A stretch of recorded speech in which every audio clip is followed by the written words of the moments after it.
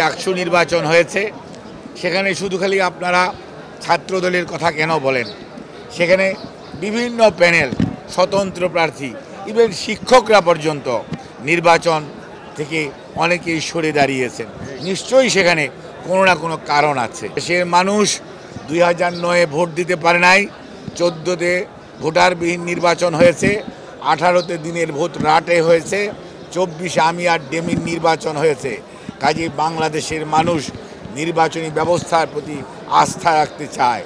যারা এই সমস্ত বিষয়ে সংশ্লিষ্ট তাদের উচিত হবে এমন কোনো নির্বাচন আয়োজন না করা যে নির্বাচন নিয়ে মানুষের মধ্যে প্রশ্ন আসবে, মানুষ দ্বিধাগ্রস্ত হবে, মানুষ নির্বাচন থেকে প্রতিদ্বন্দ্বী দলসমূহ সরে যাবে।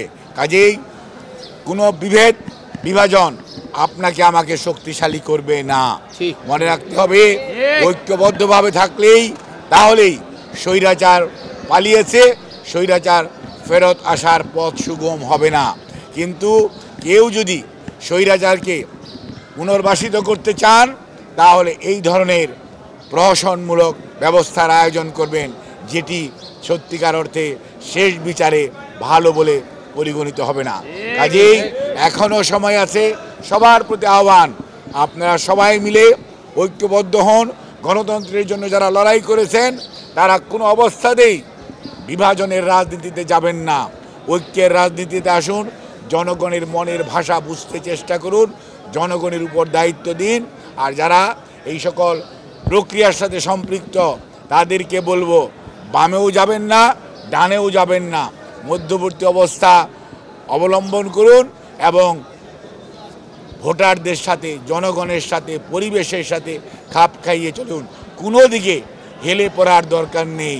আপনি আপনার নিরপেক্ষতা দিয়েই প্রমাণ করবেন এবং আগামী দিনের ভবিষ্যৎ স্বীকৃতি দিবে আপনার অবস্থান কি ছিল। আমরা আর এই ধরনের কেউ নির্বাচন থেকে সরে দাঁড়াবে, নির্বাচনের সাথে সম্পৃক্ত কর্মকর্তারা, শিক্ষকরা সরে দাঁড়াবে।